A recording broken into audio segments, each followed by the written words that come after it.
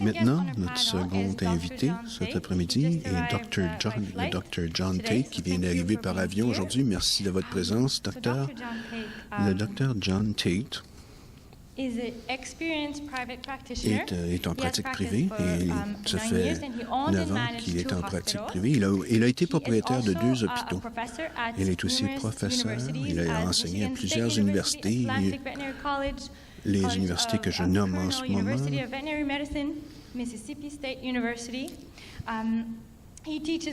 Il enseigne la pratique des affaires et la planification financière et gestion au Collège de médecine vétérinaire. Il est aussi au conseil de l'Association ontarienne des médecins vétérinaires. Il est un conférencier à l'international. Son CV fait plusieurs pages. C'est quelqu'un qui a derrière lui de grandes réalisations. On est bien heureux de l'avoir avec lui aujourd'hui. Alors, veuillez accueillir le Dr. John Tate. Merci. Et maintenant, notre troisième membre du panel. Habituellement, ce serait très difficile de faire venir un dentiste pour s'adresser à nous lors d'une conférence pour les vétérinaires. Mais on a invité un dentiste malgré tout parce qu'on voulait avoir un autre son de cloche, un autre point de vue au sujet de notre profession. Il s'agit de mon père, d'ailleurs. J'ai réussi à lui tordre le bras un peu et il a accepté de venir participer à ce panel, même s'il est très occupé à développer un réseau de cliniques dans l'Est du Canada fondé sur une approche axée sur le client, le service auprès du client. Alors, veuillez accueillir Alain Thiberge.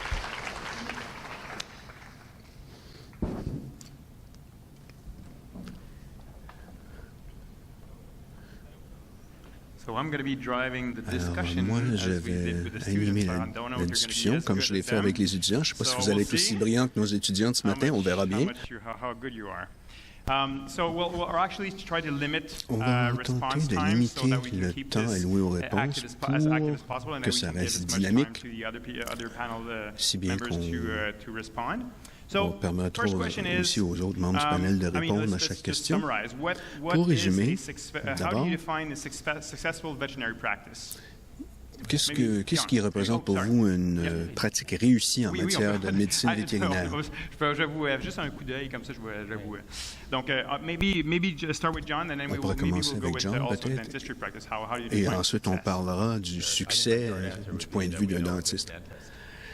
Ben, moi, je peux vous dire qu'on connaît un bon dentiste.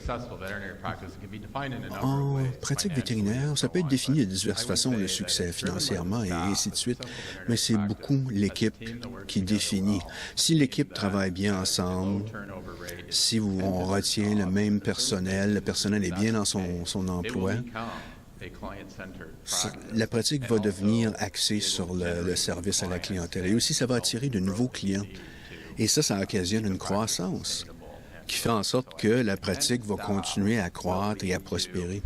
Donc, la bonne équipe, la bonne combinaison de personnes, ça va mener à une valeur accrue aux yeux du client. Et une chose mène à l'autre. Si vous avez ça, on peut dire que ça va attirer un succès financier dans le cadre de votre pratique. Comme l'a dit John, il y a des particularités qui font que les deux pratiques se ressemblent ou se recoupent. D'abord, il faut être accueillant. Il faut bien accueillir le patient au bureau. Aussi, il faut avoir une qualité dans ses procédures. Aussi, assurer le suivi après la procédure. Et la loyauté, la fidélisation du client, trouver de nouveaux clients, mais les fidéliser aussi. On attache beaucoup de valeur aussi. On va faire en sorte que le client fasse de la santé de ses dents, de sa santé orale, que ce soit une priorité. Tout comme un propriétaire d'animal domestique, il faut que ça devienne une priorité, les bons soins de son animal de compagnie, pour fidéliser ce client. Pour moi, c'est à la fois une compréhension qualitative et quantitative du modèle d'affaires. Auparavant, j'aurais dit que, bon, on peut analyser ça d'un point de vue qualitatif. C'est important d'avoir une équipe heureuse et bien à travailler ensemble, mais il y a d'autres aspects aussi. Il faut avoir une compréhension quantitative de ces activités d'affaires. Il faut connaître les points de repère, les benchmarks en anglais, pour que vous puissiez être efficace, parce que vos ressources financières, vos ressources en temps aussi sont limitées. Alors, il faut être très stratégique pour faire développer la pratique. Mais qui décide de votre succès ou insuccès? Ce sont les employés, les associés, les clients, votre comptable. C'est qui dit c'est une réussite ou c'est un échec? C'est un peu tous ces gens-là. Les résultats sont toujours... Bon, les autres aspects sont toujours reflétés par les résultats financiers. Mais maintenant, on s'est donné des cibles, des critères de performance optimale. Et la profession elle-même a défini ou doit définir ce que devraient être ces critères. Peut-être qu'on est épaté. Peut-être que vous allez être épaté de votre pratique, mais c'est différent. Il y a la réalité du fait de diriger une entreprise et puis la réalité aussi de s'occuper du patient. Quel changement avez-vous vu? Ça pourrait s'appliquer à l'art dentaire aussi, mais en matière vétérinaire ou dans le domaine de l'art dentaire, c'est quoi les changements que vous avez constatés? Un des changements qu'on a vus, en médecine vétérinaire, on a changé les systèmes de rappel et on a suivi le système des dentistes, en fait. On a appris de la part des dentistes, mais on n'est pas rendu aussi loin qu'eux là-dessus. Mais pour ce qui est là, de prévoir les prochains rendez-vous à 6 mois de temps ou dans un an et avoir des systèmes de rappel pour continuer à engager le client. Ce qu'on voit en médecine vétérinaire, ce qu'on appelle, c'est un déféré du client ou un délai du client. Les clients ne reviennent pas avec leur animal à chaque 12 mois. Ils viennent moins souvent. Alors, on peut prendre la leçon de chez les dentistes, par exemple. Il faut les ramener à l'habitude de toujours revenir en deçà de 12 mois. Comment faire? Bon, c'est un système de rappel. Le patient quitte, mais on leur donne tout de suite un rendez-vous pour 6 mois plus tard ou 3 mois plus tard. Mais une différence, c'est que les vétérinaires, ça me fait penser aux périodontistes, les dentistes pour les enfants. Par exemple, le client, vous lui parlez, mais votre patient... Bon, contrairement à Jane Goodall, on ne peut pas parler aux patients. Alors, il faut s'en remettre aux impressions et aux perceptions du propriétaire de l'animal. Souvent, les enfants sont tellement nerveux. Nous, quand ils sont chez le dentiste, là, ils sont tellement nerveux qu'ils ne peuvent pas nous parler. Alors, on a affaire aux parents. Il faut que le parent sache que l'enfant doit revenir dans 2 ou 3 semaines. Mais lorsqu'ils reviennent, lorsqu'ils quittent votre clinique, ils savent déjà quand ils vont revenir, vous, les dentistes. Mais maintenant, il y a beaucoup plus de congés de maternité parce qu'il y a beaucoup de femmes qui travaillent comme dentistes et aussi comme vétérinaires. Comment savez-vous comment pouvez-vous prévoir votre horaire à 3 ou 6 mois plus tard? Oui, la féminisation de la profession. Bon, c'est le cas en matière de santé pour les humains, en matière médicale pour l'humain. Il faut que ce soit un nouveau modèle de fonctionnement. Il faut savoir que les jeunes femmes, à un moment donné, vont prendre un congé de maternité. Bon, il va se passer quelque chose parce qu'ils ne passent pas leur nuit à tricoter, ces jeunes femmes-là. Alors, il faut se préparer pour cette éventualité. Il faut avoir un pipeline d'autres vétérinaires ou d'autres dentistes, dans notre cas, prêts à venir prendre la relève durant le congé de maternité. Des gens qui pourront venir faire du travail à temps partiel pour vous. Si vous ne prévoyez pas ça, vous allez frapper le mur. Et vous ne serez pas... ce ne sera pas une situation facile pour vous et pour l'employé qui doit partir en congé de maternité. John, est-ce que vous avez vu ça dans les pratiques que vous avez évaluées? Est-ce que ça fait un déconflit? Pour revenir à la première question, quand on pense au rôle du vétérinaire, c'était une espèce de rôle de gardien auparavant. On disait à un client, vous devriez faire ceci, et il le faisait. Il prenait l'information des fournisseurs de soins de santé des animaux, alors qu'aujourd'hui, je dis aux étudiants, vous êtes un clarificateur d'informations parce qu'il y a tellement de canaux d'accès à l'information comme l'Internet. Et souvent, l'information est pas très claire pour ces gens-là ou erronée carrément. Alors là, ça devient une relation plus collaborative.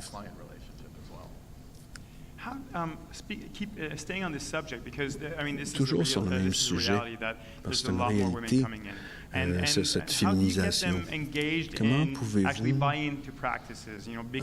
les engager, les transformer en entrepreneurs? Vous êtes tous des entrepreneurs, vous avez vos pratiques, vos entreprises. Comment est-ce qu'ils peuvent voir ça d'une façon positive? D'abord, il y a le rendement financier. On prend plus de risques si on lance une clinique ou un hôpital, on s'endette. Et aussi, il faut devenir gestionnaire. Mais aussi, il faut qu'il y ait un aspect d'équilibre vie-travail. Aujourd'hui, on a des modèles où on a des nouvelles façons d'être propriétaire. On peut être propriétaire de 20 d'une pratique. Vous êtes là 2 ou 3 jours par semaine et vous pouvez passer le restant de votre temps parmi les gens de votre famille. Alors, et la profession soutient bien ce genre de solution-là de propriété partielle. Et ça, ça reflète les changements démographiques. Ça vise à les accommoder. Vous êtes d'accord? Oui, absolument. Et je pense que avec la structure actuelle, avec beaucoup de femmes dans le domaine de la médecine, ça s'y prête bien. Parce qu'historiquement, on avait des hommes qui étaient très axés sur la pratique clinique.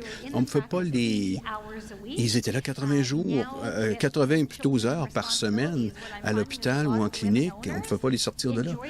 Mais maintenant, les propriétaires féminines, les femmes, aiment bien passer du temps chez elles, en famille, puis lorsqu'ils sont à la clinique, ils sont vraiment à fond dans leur travail.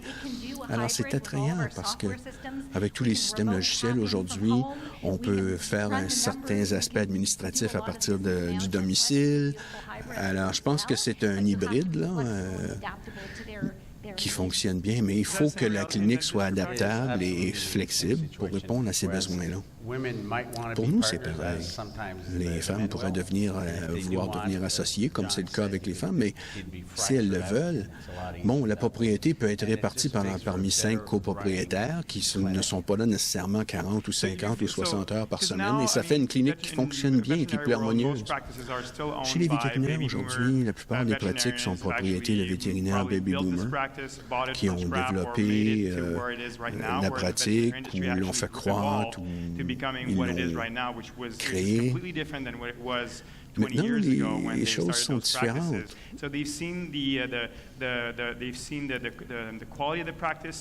Ils ont vu l'augmentation de la qualité de leur pratique augmenter, leur situation financière s'est améliorée, et ils en arrivent à un moment où ils ont l'impression d'avoir construit tout ça et ils éprouvent le besoin soit de le transférer à quelqu'un d'autre, le transmettre, ou le vendre à quelqu'un d'autre. Et souvent, ce sont des femmes qui arrivent dans le portrait des jeunes professionnels qui n'ont pas la même vision d'être propriétaires d'une pratique. Alors, ces conflits de réalité, ces deux visions conflictuelles, comment est-ce qu'on peut surmonter ces différences de perception pour que ces jeunes femmes-là deviennent vétérinaires propriétaires? Comment faire? Ça commence, je crois, dès la première interview, la première rencontre avec la personne. Vous devez définir s'ils veulent vraiment rester là, participer à la gestion, être propriétaire, tout ça, ou est-ce qu'ils veulent simplement travailler, puis à la fin de la journée, ils oublient tout ça, puis ils vont rejoindre leur famille. C'est une question de voir comment on va transférer l'entreprise. Si vous avez quelqu'un en face de vous qui dit « Non, je ne veux pas ce type de modèle-là, moi, en tant que femme, je veux avoir du temps pour ma famille, j'aimerais être propriétaire partiel, mais vous n'êtes pas d'accord pour ça. » À ce moment-là, elle ne viendra pas travailler chez vous. À ce moment-là, peut-être qu'un autre type de propriétaire va lui offrir quelque chose qui fait son affaire. Est-ce qu'il y a une façon d'empêcher cette personne-là de dire « Ah non, non, votre modèle ne m'intéresse pas, merci quand même, bonne journée. » Est-ce qu'il y a une espèce de terrain de rencontre possible, un entre-deux possible? Je suis la mère d'une nouvelle vétérinaire, justement. Elle a obtenu son diplôme en 2015.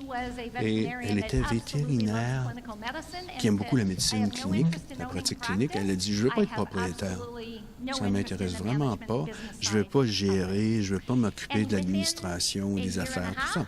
Et 18 mois plus tard, elle a changé d'avis. Maintenant, elle dit, « Ah, ben, j'aimerais être propriétaire. » Je pense que les gens changent leur comportement pour l'une ou l'autre raison. Soit parce qu'ils voient devant eux la notion de quelque chose de mieux, une amélioration, ou c'est suite à une déception, une insatisfaction du statu quo qui change leur comportement. Je pense que la plupart sont des entrepreneurs potentiels.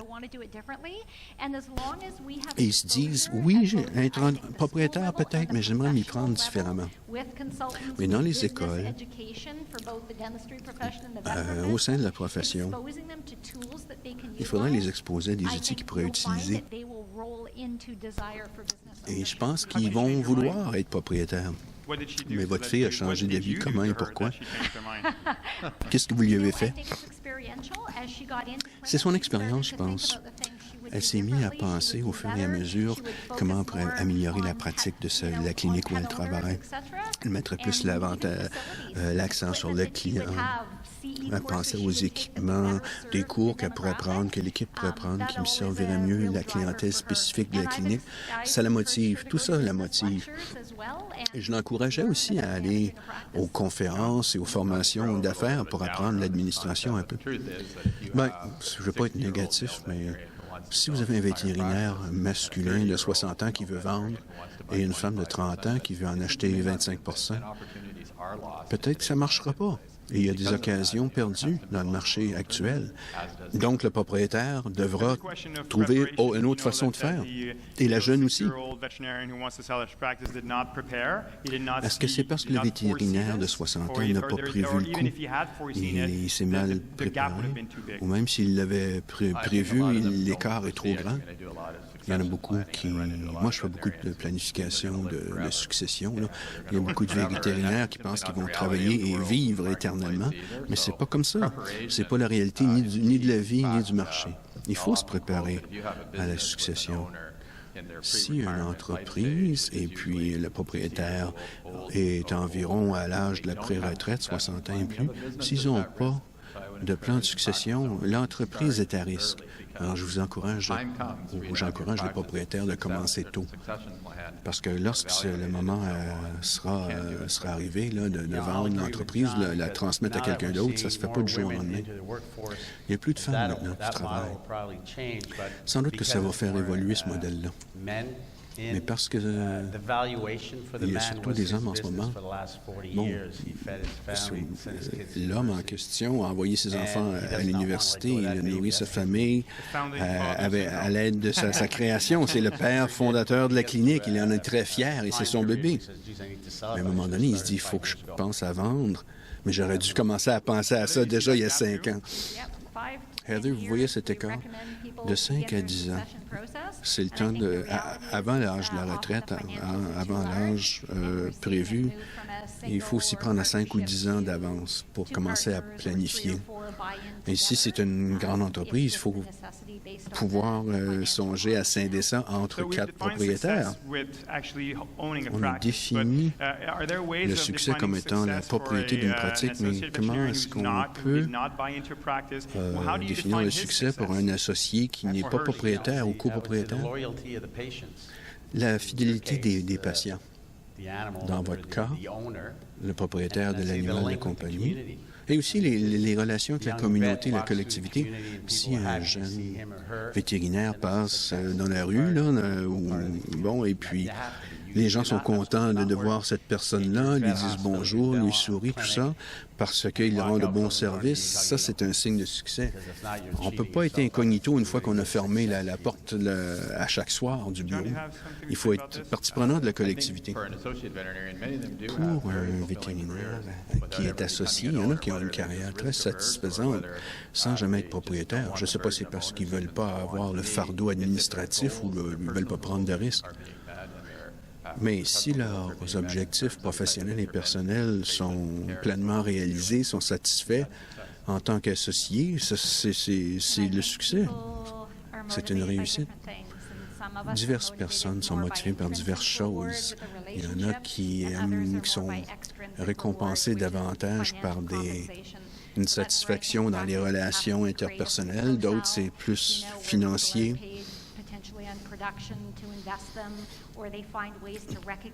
Donc, il faut trouver d'autres façons de reconnaître les vétérinaires non propriétaires pour les fidéliser puis les motiver à continuer à faire un excellent travail. On parle d'associés. Donc, ils ne participent pas aux bénéfices, aux profits à la fin de l'année. Comment récompenser, reconnaître la réussite d'un vétérinaire sans se mettre dans une position de conflit d'intérêt, tout en les récompensant pour leur travail? Mais c'est quoi récompenser? Qu'est-ce que vous entendez? Est-ce que vous parlez d'argent?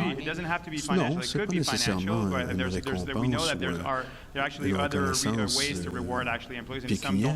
Il y a d'autres façons. De toute façon, il y a des employés qui ne réagissent pas et ne sont pas motivés par l'argent, mais de façon générale, on a étudier ça. Il y a des données au sujet des tactiques potentielles pour reconnaître le travail. Ça peut être du temps de congé, plus d'autorité pour diriger tel ou tel projet. Ça peut être qualitatif, ça peut être quantitatif, ça peut être une rémunération axée sur la commission. Ça dépend. Quelle est l'importance aux yeux du vétérinaire ou de la vétérinaire qui n'est pas copropriétaire? Pour clarifier, parce qu'il y en a qui ne connaissent peut-être pas. Bon, on parle d'un salaire avec une prime basée sur la production. C'est un pourcentage à partir du salaire de base. Une prime au rendement précis. Ce qu'on appelle le pro-sell en anglais. Bon, ça marche bien, ça, dans les hôpitaux où il y a un propriétaire ou des propriétaires qui ne sont pas toujours là 40 heures semaine. Ce qui va bien, ce qui convient bien, c'est une structure de prime, de boni. Si vous êtes un propriétaire, vous savez qui sont les vétérinaires les plus demandés par la clientèle, qui sont vos meilleurs éléments. Vous pouvez créer une structure de boni ou de prime, pas nécessairement axée sur la production, mais c'est quelque chose qui peut être attrayant. C'est-à-dire, vous pouvez faire ce genre de prime au rendement comme ça, mais ça veut dire que votre situation financière, vous la communiquez aux personnes qui travaillent pour vous aussi. Est-ce que parfois, lorsque les dentistes ne sont pas propriétaires, est-ce que vous avez des pratiques où certains sont salariés, d'autres sont copropriétaires, sont associés? Vous les récompensez comment? Ça peut être financier, mais les jeunes n'ont pas fait. Peut-être que lorsqu'ils vont commencer à avoir des enfants puis payer de l'impôt, ils vont avoir plus faim, là. Mais souvent, c'est qu'ils veulent avoir plus de temps de congé, ou ils veulent qu'on achète le dernier cri en technologie. Pour les jeunes vétérinaires, les jeunes femmes qui en viennent à la pratique, qu'est-ce qui sera le principal élément motivateur pour eux? Qu'est-ce qui va les motiver le plus dans leur pratique? Le mentorat, je pense. Le mentorat. Oui. Moi, je peux parler à ma fille et toutes ses collègues qui ont étudié avec elle, le mentorat, ils veulent être soutenus comme ça. Ils ont beaucoup de compétences acquises à l'université, mais sur les premières 5 années de pratique, le mentorat est aussi un soutien non seulement technique, professionnel, mais aussi un soutien émotionnel. Alors, quelqu'un pour les aider, pour les diriger, les guider, je pense que c'est très important. Bon, oui, et la formation, c'est pas la même chose non plus. On parle de... Le mentorat, c'est comme disait Heather, mais le mentorat technique aussi est important. Communiquer le savoir technique. Aussi, nous, avec les jeunes dentistes, on aime ça faire des panels comme ça, faire du perfectionnement professionnel, discuter entre nous, puis voir ce qu'on... C'était très bref, mais ça nous a illuminés.